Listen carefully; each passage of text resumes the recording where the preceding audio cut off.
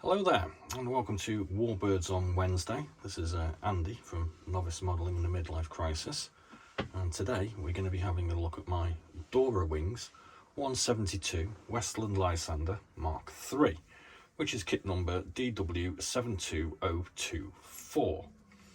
We'll do the history of the kit first and a few other options you have on the Lysander, I suppose. If you're not familiar with Dora wings, they're a kind of small manufacturer that I randomly found when I was looking for a Westland Lysander, and they seem to do a smallish but kind of nice looking range of 172 and 148 scale aircraft, which you can find on eBay or wherever. So this particular kit is a 2019 tooling, so it's pretty modern. That particular one comes in Southeast Asia markings. This particular one here is 2020. There's also a 2021 with a new box for Burma. Again, it's Southeast Asian markings. I think I paid about $29.95 for it. And if you check out eBay, they're going for that sort of price currently. Which is, it's not cheap. But you do get quite a lot of goodies with this one. So, I mean, the alternative obviously is to go for the Matchbox, produced in 1972 moulding, which currently Revell are producing. Or you can go for the Airfix 1973 moulding. So obviously you're not going to get as much detail. You're not going to get the photo etch. You're not going to get this rather interesting cockpit canopy. And I'm pretty sure you're not going to be getting a really interesting framework for the inside of the cockpit either. Plus you get photo etch with this. And you get a masking canopy as well, which is pretty cool. And multiple nice markings as well. So we'll have a look at the parts. Then we'll have a look at the instruction sheet, and for those of you who have never heard of a Westland Lysander before, I'll read a paragraph or so out of Wikipedia at the end. So parts first, what should we look at? We'll look at this one. This is our fuselage, obviously, and as we can see, we've got nice attention to detail. We've got some very nice fine panel markings. I'm kind of thinking that the Airfix one and the Matchbox, if they have them, are going to be kind of chunky. Got a couple of little other bits and bobs going on. I'm not too sure whether they're access points of some sort or what they are. Rivets or something to keep the thing together. One access point there. Another one at the back. A few more marks along the tail. And some panel lines on the tail itself. Moving over here, we have another part. This is going to be part of the engine housing. There we have our engine. Quite a decent amount of detail going on that, I think you'll agree. Here we have our sort of wheel spats, I suppose we could call these. Again, we can see attention to detail on those with access panels, etc, etc. And they're the innards of it. So we'll just flip that over so we can see the other side. And we've got detail on that as well, so that looks pretty good. I think this is going to be the cockpit floor, which looks a bit plain, but that's if that is what the part is. Don't know what that bit is. And then we've got the reverse of the fuselage, which again obviously is just basically the same. Now I'll have a look at the wings. These are two parts to go together. There are no meeting points for the air wings or the air fuselage, so you have to kind of guess where it goes yourself.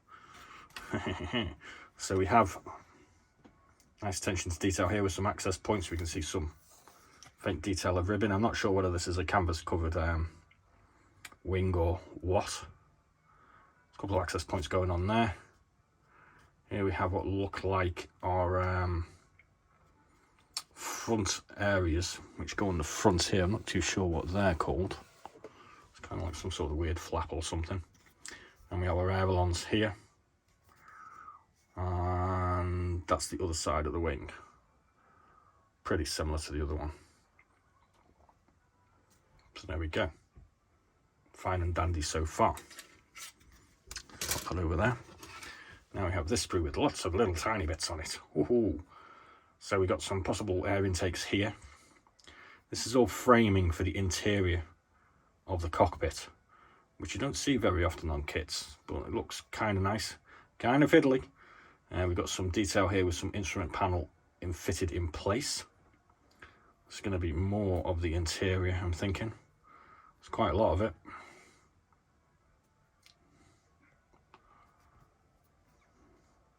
Just going to put you on pause and plug the camera. I keep on running out of juice. So we've got more of the framework here. I'm not too sure what that is. More intakes. There's our instrument panel. It's got some good detail on it. 3-bladed propeller. And we have these mountings. These are for the wings. And we got a bit of flash. Oh my god! Somebody call out the police. I think these are going to be machine guns for the rear. Bit of flash on them as well. Never mind, it's not too bad or not too difficult. And we have a few other small bits to go on here as well. Lots of fiddly parts, but looks nice. Bit of flash again. Never mind. This is our tail again. There's no mounting point, so kind of a bit of a hit and hope. This is one thing that I do like. You get the centre parts for the wheels, or the wheel rims, I suppose, and then you get the tyres as well. So, you know, sort of easy paint here, easy paint there, stick them together. I kind of like that. Got the engine cowling. It's in 3 pieces. Not too sure what that is, but it's got some ribbing on it or something. And then we have the other sections of the tail. Oh, we have got mounting points here. Look at that. There does appear to be mounting points. Let's just check the rear. Yeah, there is some mounting points there. I missed that for the tail. Good. I like that. That's excellent. What do we got here? No idea. Oh yeah, these are little winglets. These are little winglets that go just above the wheels. And as you can see, we get 6 little tiny little bombs to put on. Gonna be guessing they're part of the winglets as well. Here's our glaze section. This is all assembly required. So we've got the side panels. That's going to be the top. There's side panels again at the rear, I think. And we've got another section here. So these parts go underneath the wings. There's a little gap there for the wing to go in. That looks like the rear section. Well, maybe, no, that's the actual front section. Got a couple of little landing lights there as well.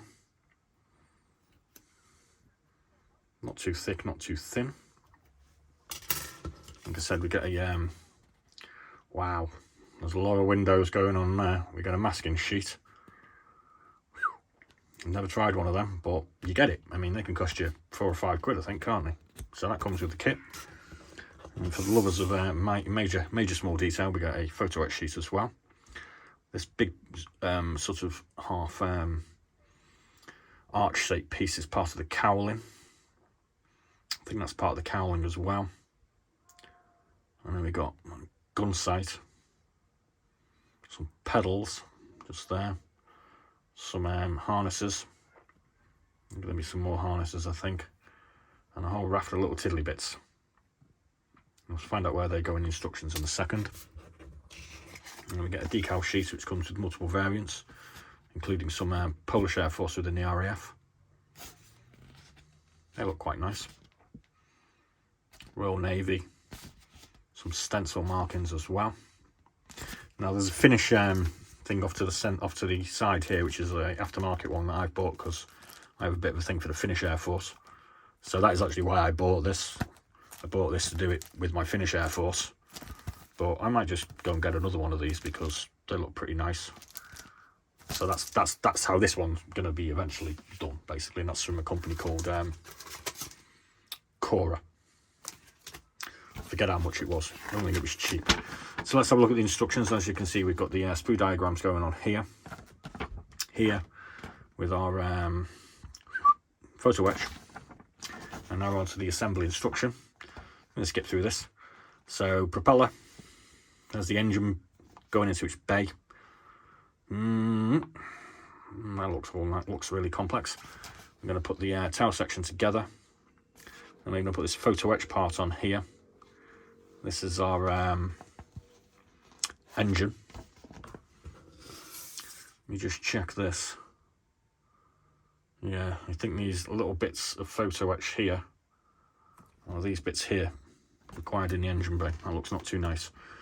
And then we've got this here, which is the pilot seat going together. with more photo etch for the pedals. A stick there. Here we have this rather intricate looking frame going together, which is for the interior of the cockpit, with our twin machine gun mounting at the rear. And when that's all together, we're going to put that into our cockpit. This does look quite complicated. Maybe I should just go and get a Matchbox one. And then we have our cockpit canopy going on there. Again, you can see how that goes together. And when that's together, we're going to put the fuselage, the canopy, and the engine and the propeller on. And we're going to do with our wings.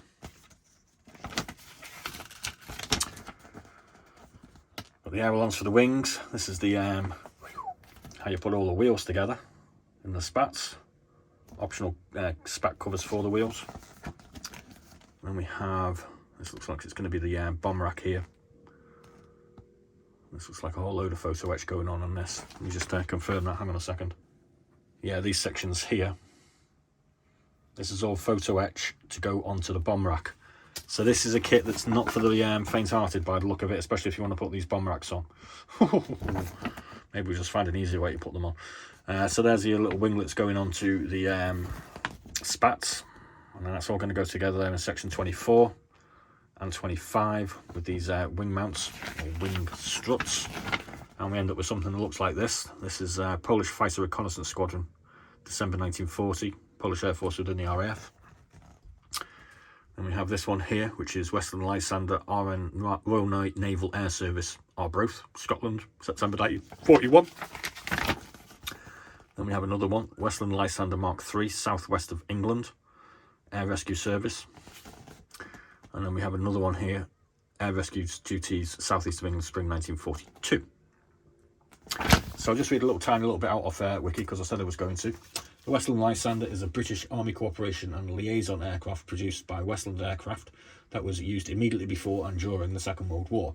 After becoming obsolete in the Army Cooperation role, the aircraft's short field performance enabled clandestine missions using small, improvised airstrips behind enemy lines to place or recover agents, particularly in occupied France with the help of the French resistance.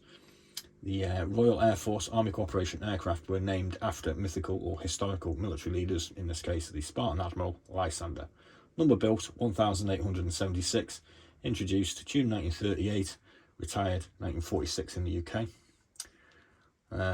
Used by Australia, British India, British Canada, Egypt, Finland, Free France, Ireland, Poland within the RAF, Portugal, South Africa, Turkey, UK, and the United States as well, apparently. So there we go. I hope you enjoyed that. That's a nice little kit. Though, kind of complicated. So maybe for the faint-hearted, if you're looking for a Westland Lysander that's kind of new, maybe this ain't a great choice. But if you do like a lot of detail and you don't mind the photo etch, this looks kind of special. Quite how quickly I get onto this is another thing. So thanks very much for watching. Please do like and subscribe, and as always, be seeing you.